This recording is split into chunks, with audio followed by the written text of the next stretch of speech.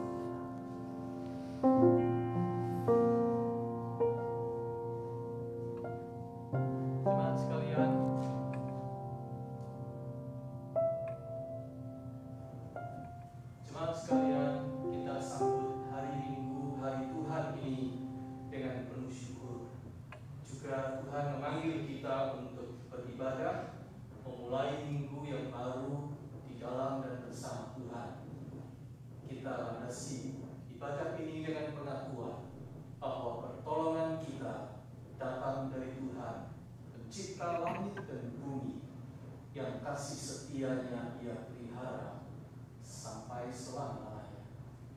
Amin. Amin. Amin.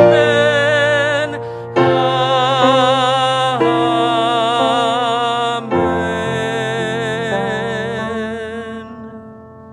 Damai Tuhan besertamu, peace be with you. Dan besertamu juga.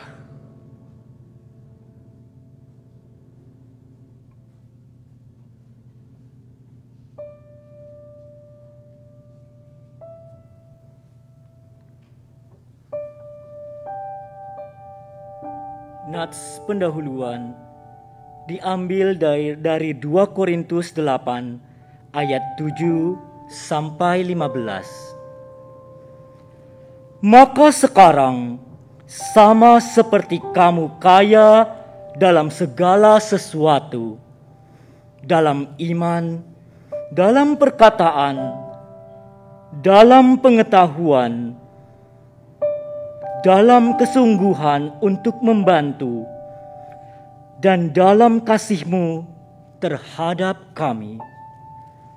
Demikianlah juga hendaknya kamu kaya dalam pelayanan kasih ini. Aku mengatakan hal itu bukan sebagai perintah, melainkan dengan menunjukkan usaha orang-orang lain untuk membantu. Aku mau menguji keikhlasan kasih kamu,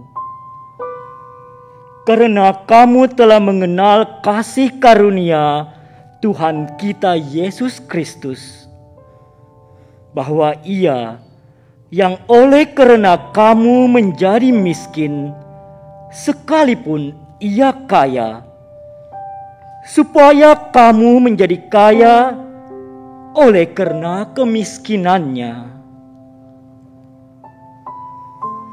Inilah pendapatku tentang hal itu, yang mungkin berfaedah bagimu.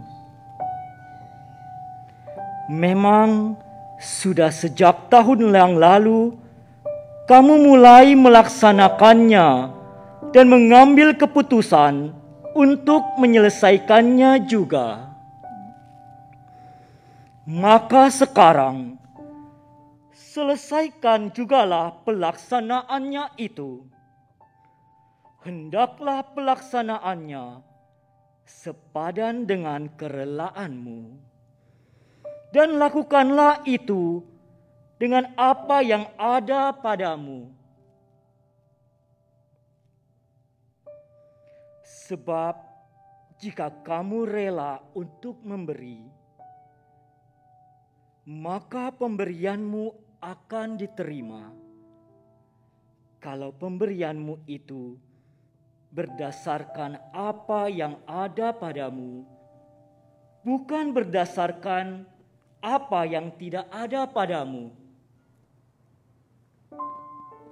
Sebab kamu dibebani bukanlah supaya orang-orang lain mendapat keringanan, tetapi supaya ada keseimbangan,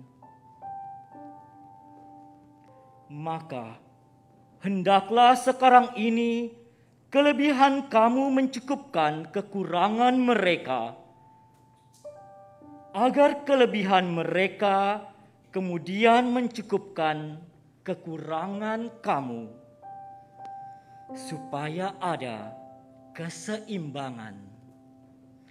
Seperti ada tertulis, orang yang mengumpulkan banyak tidak kelebihan, dan orang yang mengumpulkan sedikit tidak kekurangan.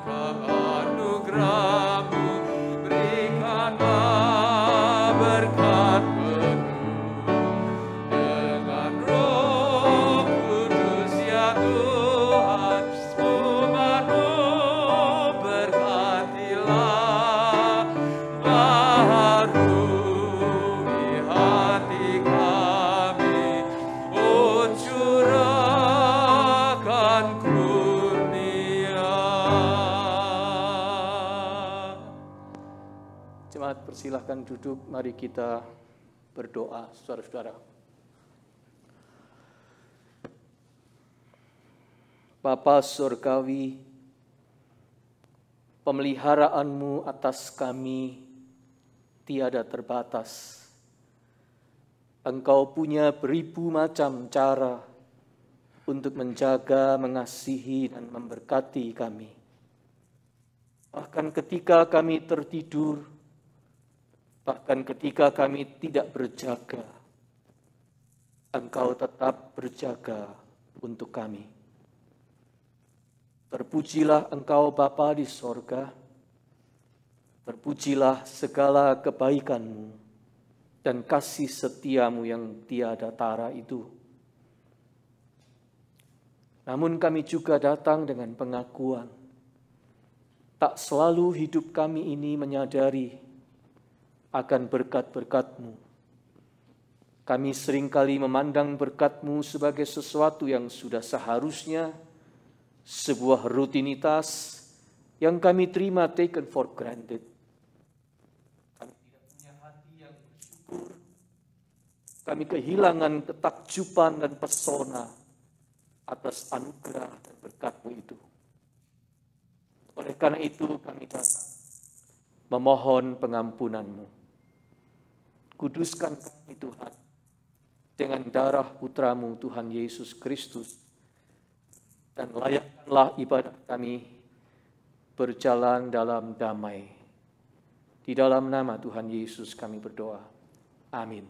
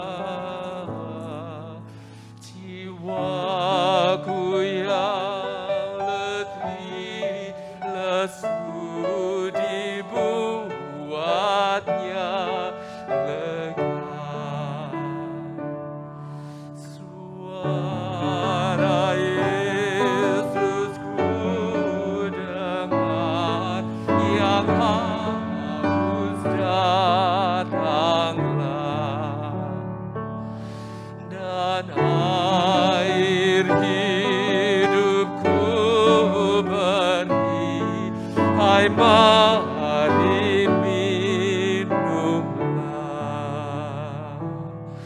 kepada Yesus Tuhanku, ku datang berserah,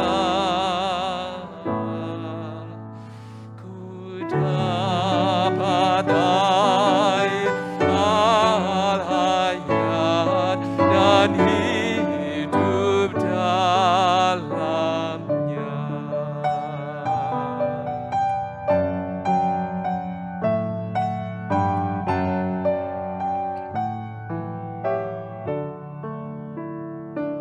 Suara Yesus ku dengar, akulah sang terang.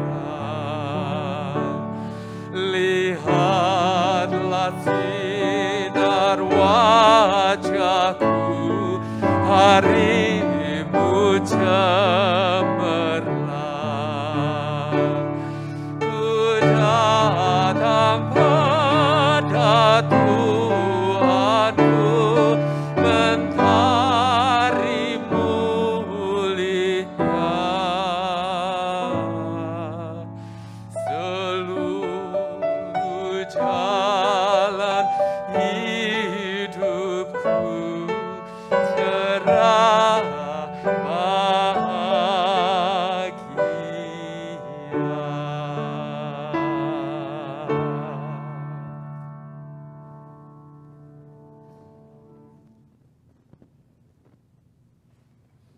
Kita yang datang dengan segala kerendahan hati, Tuhan menyambutnya dengan kasih-Nya.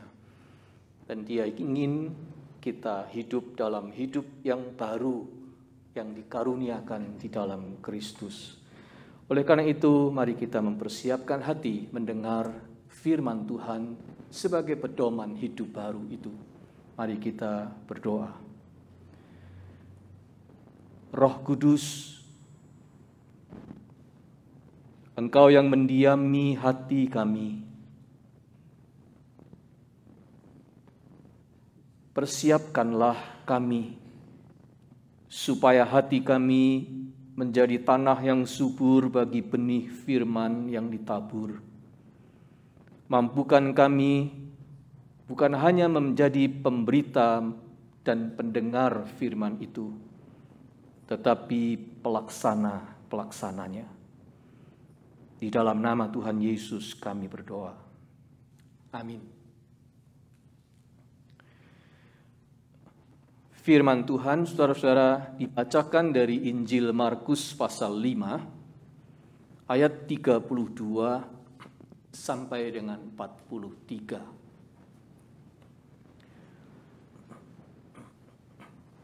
Mari kita bangkit berdiri.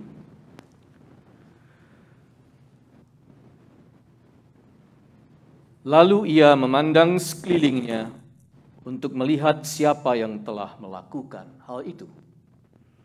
Perempuan itu yang menjadi takut dan gemetar ketika mengetahui apa yang telah terjadi atas dirinya, tampil dan tersungkur di depan Yesus dan dengan tulus memberitahukan segala sesuatu kepadanya.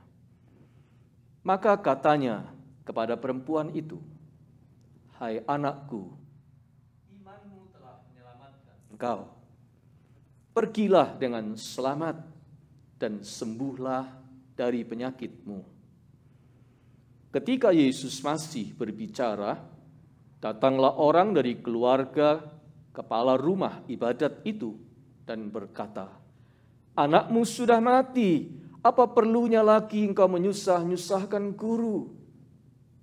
Tetapi Yesus tidak menghiraukan perkataan mereka dan berkata kepada kepala rumah ibadat, "Jangan takut, percaya saja."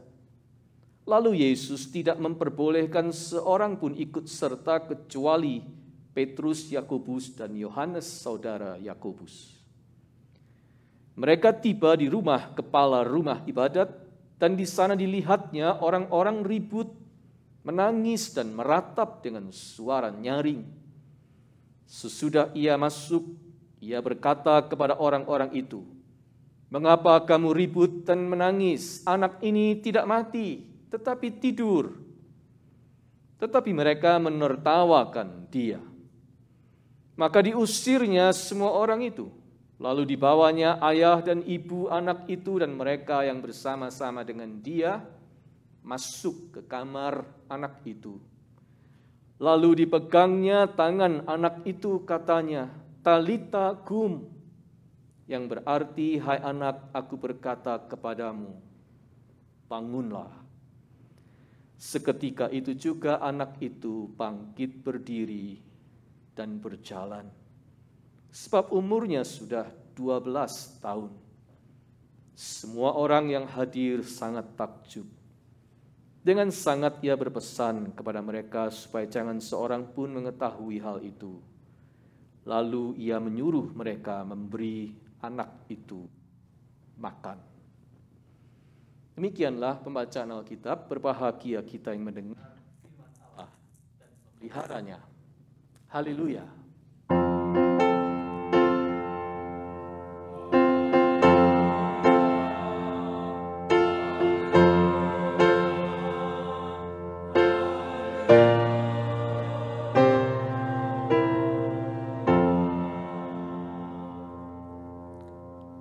Silakan duduk kembali, saudara.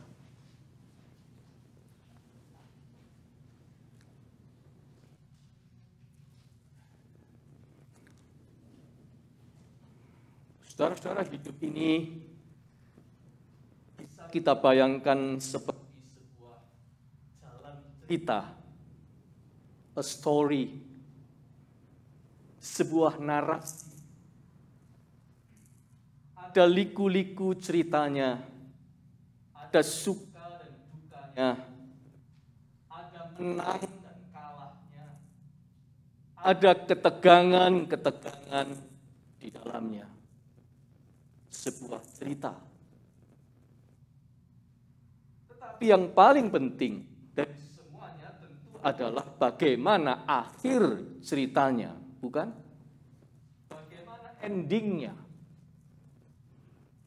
Seperti kalau kita nonton film atau movie, ending ceritanya menentukan penilaian dan kepuasan kita terhadap film itu. Acting penting.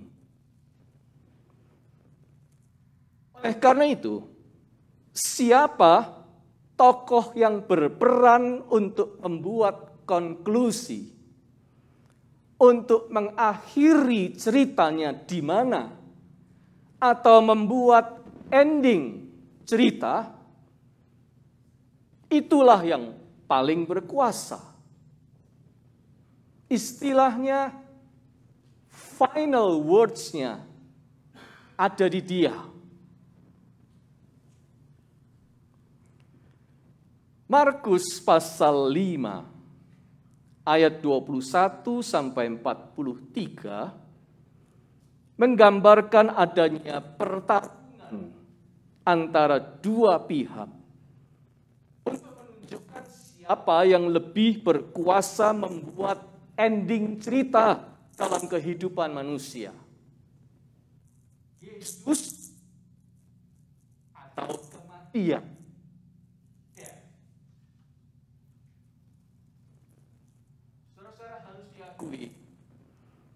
Jelas sekali di mata kita, kematian itu punya power yang besar sekali, yaitu kuasa untuk membuat final words yang mengakhiri semuanya.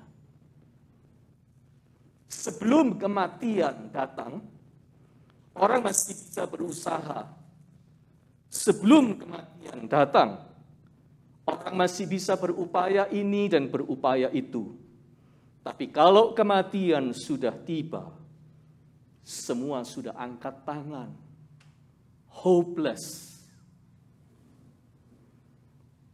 Kematian itu ibaratnya hakim yang mengetok palu, membuat final verdict, keputusan akhir. Di masa pandemi ini, kekuasaan si hakim yang bernama kematian terasa sekali di semua belahan dunia ini. Umat manusia di seluruh dunia dihantui oleh ketokan palunya, membuat final words. Seorang kepala rumah ibadat bernama Yairus sedang berhadapan dengan kuasa kematian yang mengancam putri. Di pasal 5 ayat 22-23 kita membaca begini. Datanglah seorang kepala rumah ibadat yang bernama Yairus.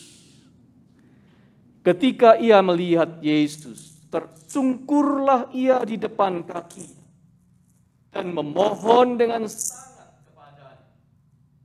Anakku perempuan sedang sakit, hampir mati. Datanglah kiranya dan letakkanlah tanganmu atasnya supaya ia selamat dan tetap hidup. Anaknya hampir mati. Gestur badannya itu menunjukkan dia sudah desperate. Menyingkirkan semua gengsinya sebagai tokoh masyarakat. Lalu tersungkur di depan Yesus, di hadapan orang banyak. He was so desperate. Selanjutnya, saudara-saudara, cerita berlangsung dalam suasana desperate juga yang luar biasa. Karena kondisi hampir mati itu membuat semua jadi buru-buru, bukan? Berburu dengan waktu. Mendapat pressure dari keterbatasan waktu. Sudah gitu di dalam perjalanan masih ada interupsi. Perjalanan menuju ke rumah anak Yairus yang hampir mati itu ada interupsi seorang perempuan yang sakit perdarahan. Ayat 25 sampai 34. Menegangkan sekali. Dan benar juga, akhirnya terlambat. Sebab datang kabar menyusul dari rumah Yairus. Putri Yairus sudah mati. Ketika Yesus masih berbicara, datanglah orang dari keluarga kepala rumah ibadat itu dan berkata, "Anakmu sudah mati. Apa perlunya engkau menyusah-nyusahkan guru?" Ayat 35. Saudara-saudara, bagi kita, kematian selalu tampil sebagai yang memberikan final words. Di hadapannya kita tidak berdaya. Dengan kuasanya itu, kematian membuat sebuah keputusan yang menekan kita sehingga kita menjadi desperate. Tidak selalu dia menekan dengan wajah asli, yaitu kematian, tetapi juga dengan ekspresi wajah-wajah yang lain. Tetapi dampaknya sama, yaitu desperation, despair, keputusasaan. Ibaratnya kematian punya banyak pasukan untuk menekan kita masuk dalam lubang desperation itu. Ada orang yang desperate karena menghadapi kondisi yang tidak menunjukkan perubahan sedikit pun. Setelah kurun waktu yang lama, keadaan tetap begitu terus. Desperate. Bisa kondisi fisiknya, bisa kondisi pekerjaannya, bisa kondisi rumah tangganya. Tetap saja begitu, kalau tidak even worse. Ada yang desperate oleh karena dilanda krisis, kehabisan resources, kehabisan tenaga, kehabisan waktu, kehilangan kesempatan, desperate karena terlambat, desperate karena terpojok, desperate karena terkurung, desperate karena terpuruk, desperate karena terintimidasi oleh keadaan yang buruk, desperate karena tidak melihat alternatif lain. Sudah bisa membayangkan ini ujungnya akan kemana, endingnya apa, yaitu kekalahan, kehancuran, kebinasaan. Orang dibuat desperate.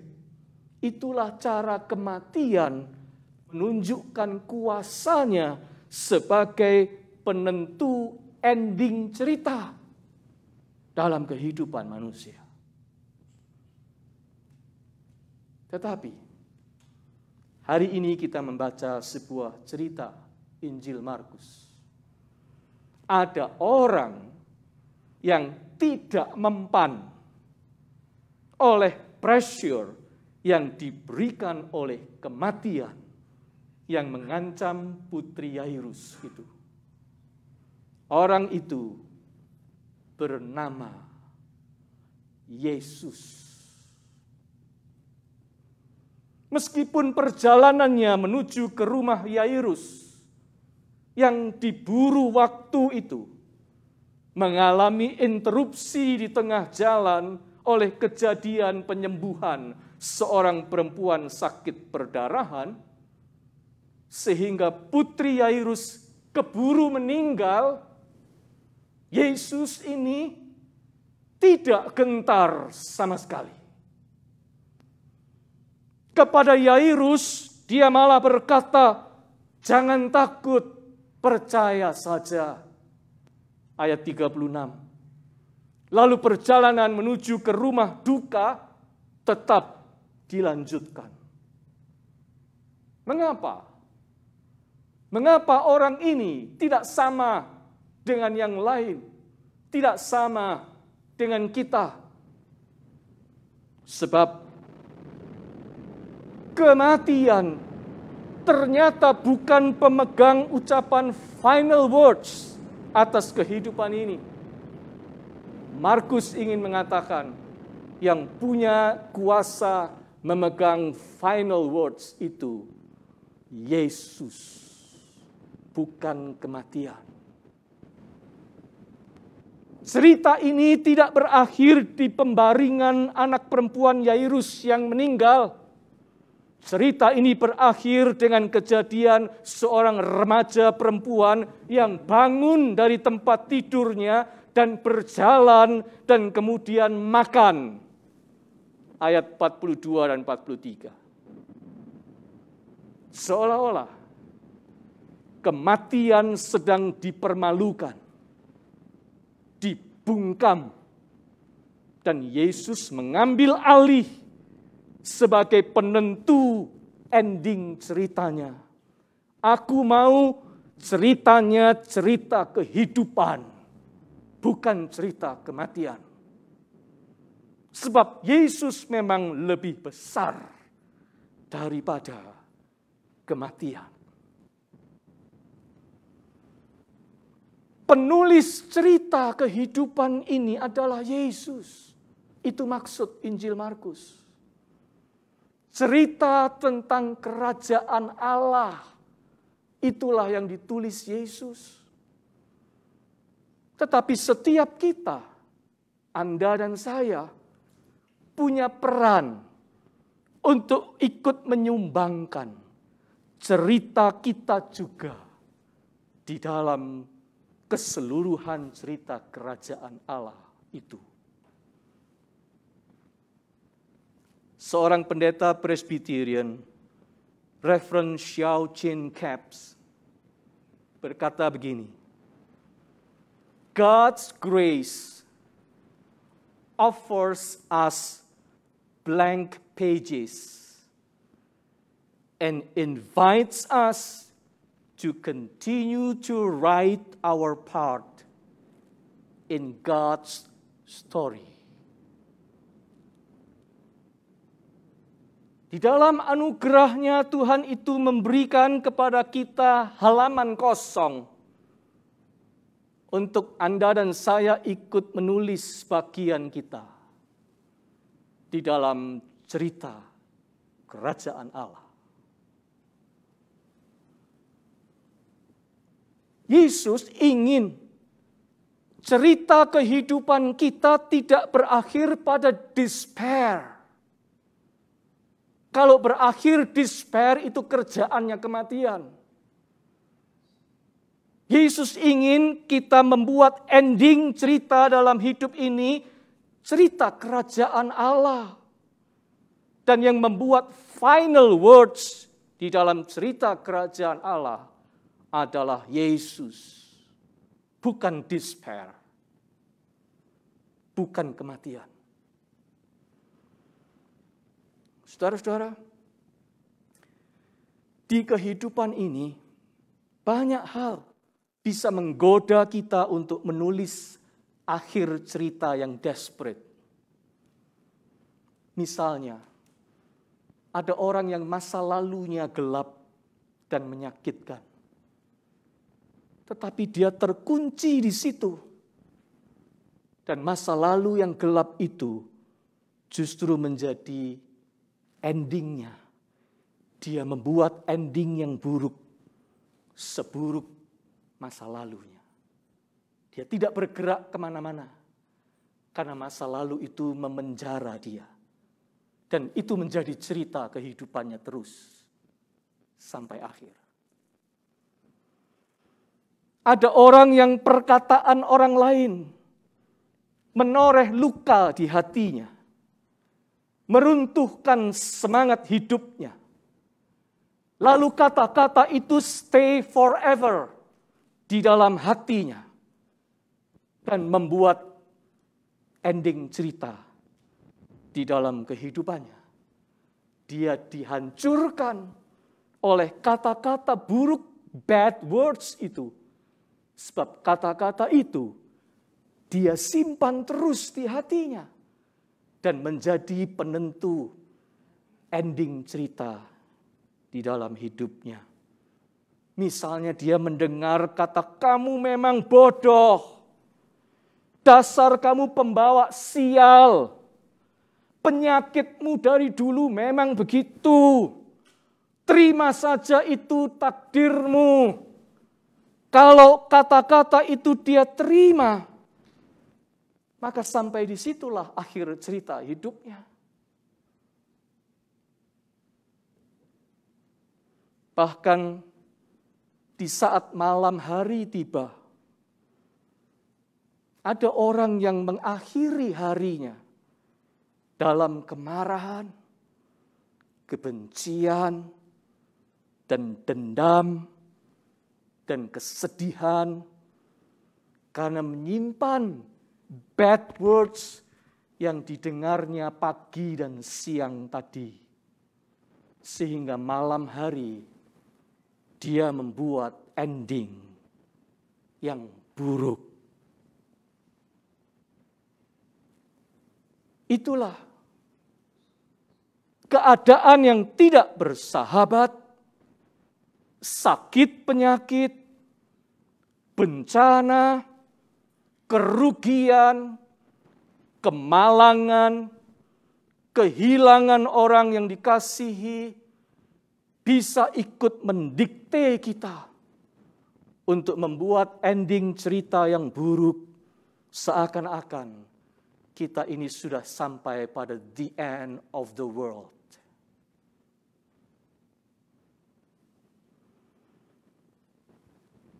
Nah, lewat cerita tentang Putri Yairus dibangkitkan ini, kita diminta untuk jangan pernah menyerah pada ending yang buruk. Jangan izinkan orang lain atau kondisi yang buruk atau diri kita sendiri yang sedang desperate membuat ending dari sebuah jalan cerita dalam kehidupan ini. Jangan pernah mengizinkan seperti itu. Melainkan, izinkan Yesus yang menjadi sumber inspirasi dan kekuatan kita untuk menulis ending yang baik dalam cerita-cerita kehidupan kita. Ending yang selalu mengandung hope, pengharapan, bukan desperate.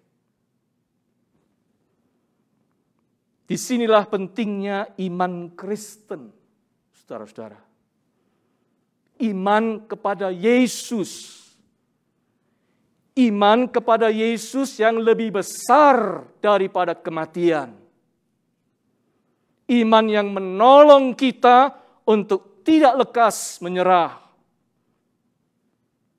Kalau Anda anak orang miskin, Anda tidak harus berakhir dengan menjadi orang miskin terus. Kalau dulu Anda pernah gagal, tidak berarti sekarang Anda ditakdirkan untuk gagal terus. Meskipun kita sudah usia senja, tidak menjadi halangan untuk berkarya. Ada orang usia senja masih melanjutkan pendidikan dan melahirkan kesarjanaan di usia 70 dan 80 tahunan. Dia membuat ending cerita yang bagus sekali. Meskipun Anda berasal dari keluarga yang mungkin berantakan, tidak berarti Anda tidak bisa membangun rumah tangga yang langgeng dan bahagia. Pengalaman masa lalumu tidak harus membuat ending untuk cerita kehidupanmu. Kalau dulu kita pernah terlibat pertikaian, Tidak berarti kita harus berakhir dengan permusuhan. Bersama Yesus, kita punya alternatif lain. Bersama Yesus, kita bisa membuat ending yang berbeda. Orang Kristen, murid Yesus, adalah orang yang bisa menawarkan jalan cerita yang berbeda dari yang ditawarkan oleh dunia ini. Bersama Yesus, kita dipanggil untuk menawarkan ending yang lebih baik bagi sekeliling kita.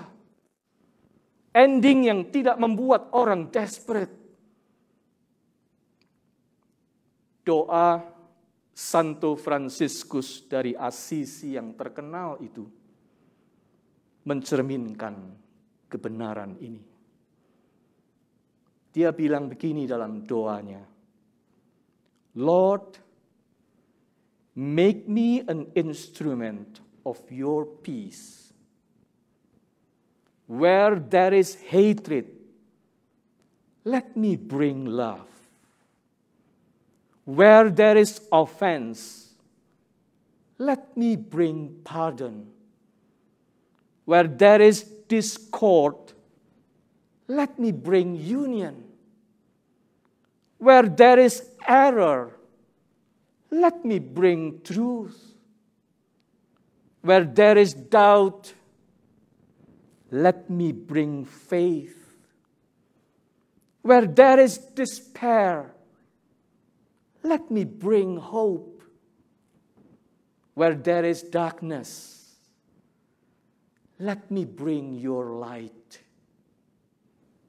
Where there is sadness, let me bring joy. Itulah orang Kristen. Orang bisa membuat ending yang lebih baik daripada yang ditawarkan oleh sekelilingnya. Yesus itu mengalahkan kematian. Itu sebabnya sebagai murid-murid Yesus, Tuhan dan Juru Selamat kita itu, kita punya ending cerita yang lebih baik daripada kematian. Sebab bukan kematian yang memegang final words-nya untuk kita, melainkan Yesus. Bahkan andai kata kematian datang, Yesus membuat ending yang baik bagi kita di kehidupan kekal.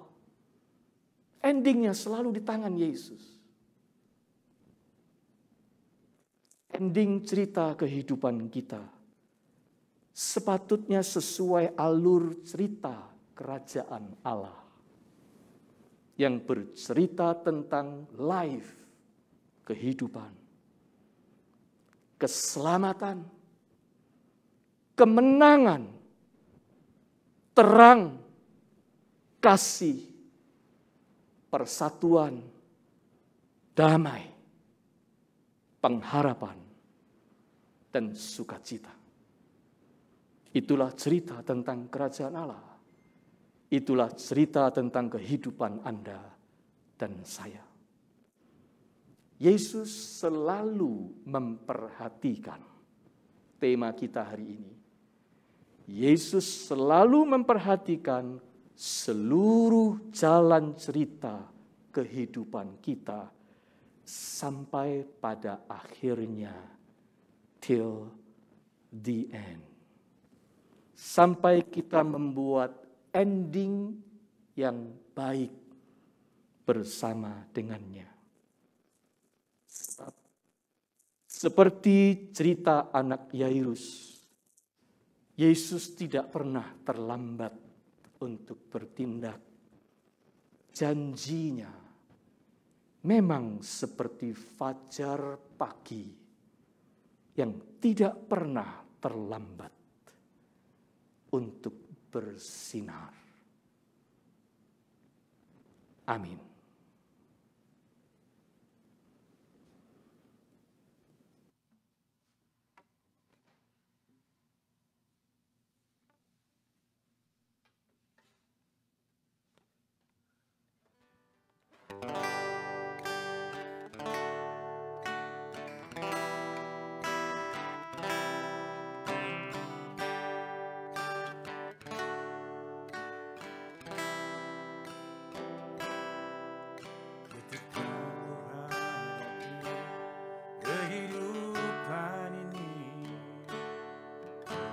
jalan mana yang harus kupilih.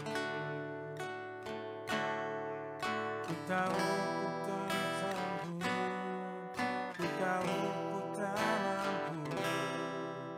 Hanya Kau Tuhan tempat jawabanku.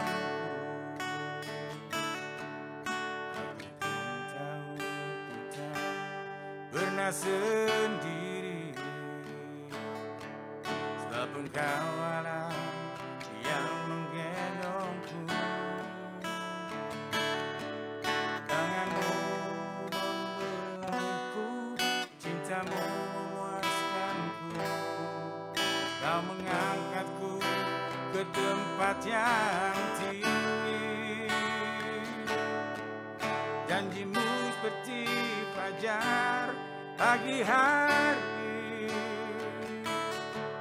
dan tiada pernah terlambat bersinar. Cintamu seperti sungai yang mengalir, dan ku tahu betapa dalam kasih-Mu.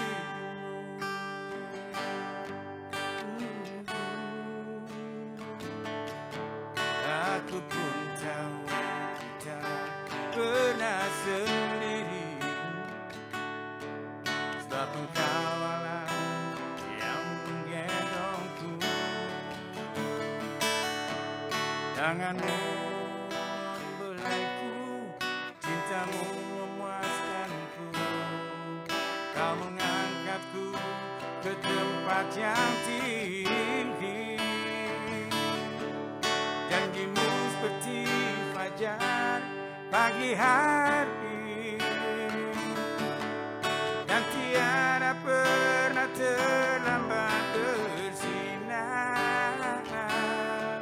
Cintamu seperti sungai yang mengalir, dan ku tahu betapa dalam kasih-Mu. Na na na na, na na na na, na na na na. Janjimu seperti fajar pagi hari, dan tiada pernah terlambat bersinar. Cintamu seperti sungai yang mengalir, dan ku tahu betapa dalam kasih-Mu. Dan ku tahu betapa dalam kasih-Mu. Na na na na, na na na na, na na na na.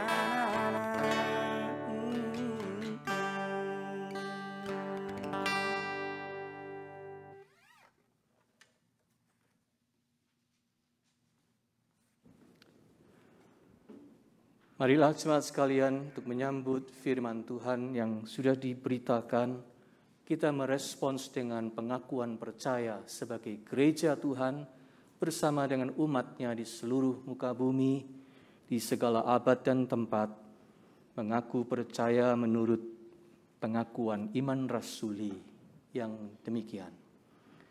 Aku percaya kepada Allah, Bapa yang Maha Kuasa, Khalik langit dan bumi, dan kepada Yesus Kristus, Anak-Nya yang tunggal, Tuhan kita, yang dikandung daripada Roh Kudus, lahir dari anak darah Maria, yang menderita sengsara di bawah pemerintahan Pontius Pilatus, disalibkan, mati dan dikuburkan, turun dalam kerajaan maut, pada hari yang ketiga bangkit pula dari antara orang mati, naik ke sorga, duduk di sebelah kanan Allah Bapa yang Maha Kuasa, dan dari sana Ia akan datang untuk menghakimi orang yang hidup dan yang mati. Aku percaya kepada Roh Kudus, gereja yang kudus dan persekutuan orang kudus, pengampunan dosa, kebangkitan orang mati, dan hidup yang kekal. Amin. Silakan duduk kembali.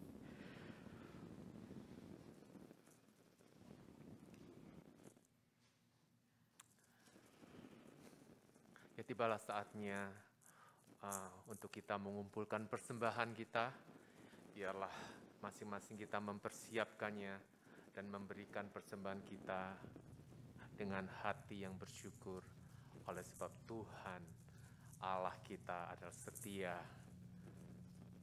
Dan sementara pengumpulan persembahan akan diiringi oleh piano instrumentalia, and also in the meantime warta tertulis akan ditayangkan on the screen.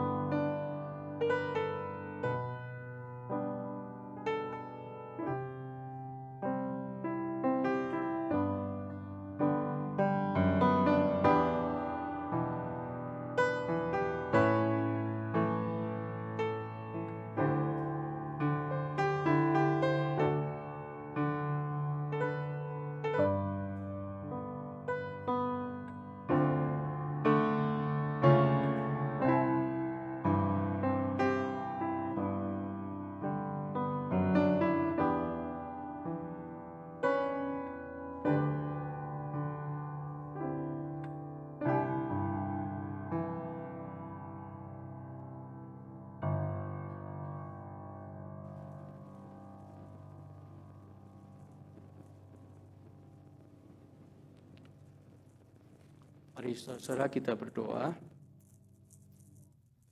dan doa ini akan kita akhiri dengan nyanyian doa Bapa kami. Bapa, kami bersyukur untuk segala kesempatan untuk menyatakan syukur kepadamu melalui berbagai macam ekspresi, termasuk memberikan persembahan di dalam ibadah ini. Terimalah syukur kami dan penuhilah hidup kami dengan tindakan-tindakan pengucapan syukur. Dan sebagai gereja kami juga ingin berdoa untuk kesejahteraan dan keselamatan dunia dan pemulihan atas wabah pandemi yang sedang melanda dunia dalam kurun waktu yang panjang. Kami mohon belas kasihan dan rahmat-Mu supaya penderitaan ini bisa segera berakhir, ya Tuhan. Pulihkanlah hidup begitu banyak orang yang desperate karena situasi pandemi ini. Dan tolong kami sebagai gereja, sebagai anak-anak kerajaan Allah, untuk selalu mau bahu-membahu, bergandengan tangan, berusaha untuk menularkan hope pengharapan kepada sekeliling kami. Tolong kami untuk ikut menulis cerita kehidupan yang positif di tengah-tengah dunia yang menderita ini. Melalui tindakan, melalui perkataan, melalui doa-doa kami, dan juga pelayanan kami. Kami menyerahkan doa-doa syafaat kami untuk orang-orang yang kami kenal, kami kasihi, keluarga kami baik yang dekat maupun yang jauh. Kiranya perlindungan Tuhan menjadi perisai atas orang-orang yang kami kasihi ini. Doa kami Tuhan bagi mereka yang sakit agar dikuatkan dan dipulihkan kembali. Yang berduka dihiburkan dan dihidupkan kembali semangat mereka untuk melanjutkan perjalanan cerita hidupnya di dalam pengharapan bersama Kristus. Kami naikkan doa kami untuk Amerika, untuk Indonesia, bahkan untuk dunia ini, supaya kerajaan Allah datang di bumi ini sebagaimana yang Tuhan Yesus selalu ajar kepada kami untuk berdoa.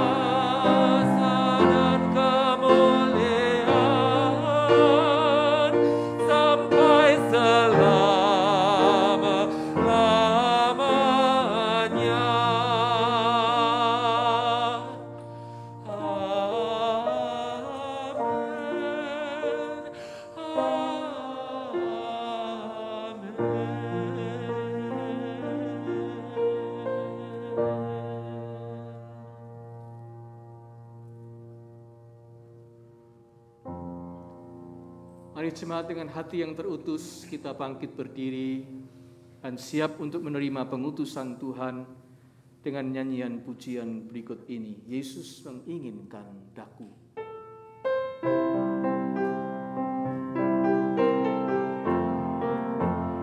Yesus menginginkan daku bersinar baginya, dimanapun ku berada ku mengenangkannya. Bersinar, bersinar, itulah kehendak Yesus.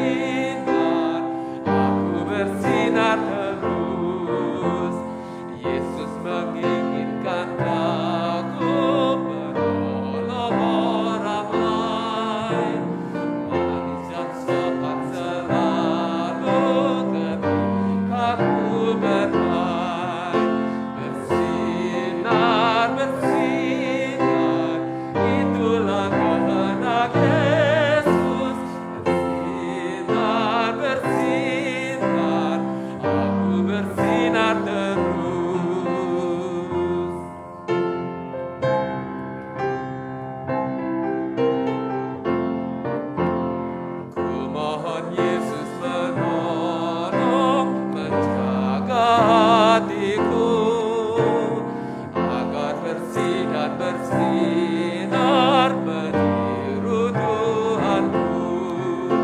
Bersinar, bersinar,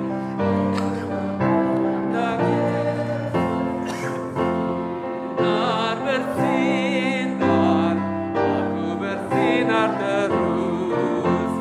Aku pun ingin bersinar dan melayaninya.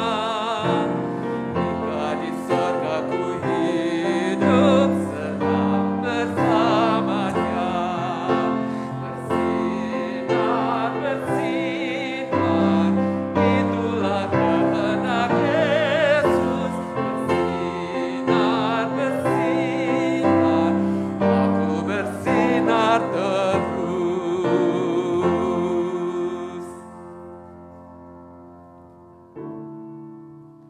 Saudara sekalian, mari kita kembali dalam hidup sehari-hari, melanjutkan cerita kehidupan kita. Ingatlah, Anda dan saya adalah bagian dari cerita kerajaan Allah. Oleh karena itu, buatlah cerita yang dinafasi oleh iman, pengharapan, dan kasih. Pulanglah dalam damai dan terimalah berkat-Nya. Tuhan memberkati engkau dan melindungi engkau. Tuhan menyinari engkau dengan wajah-Nya dan memberi engkau kasih karunia. Tuhan menghadapkan wajah-Nya kepadamu dan memberi engkau damai sejahtera. Haleluya. Amin.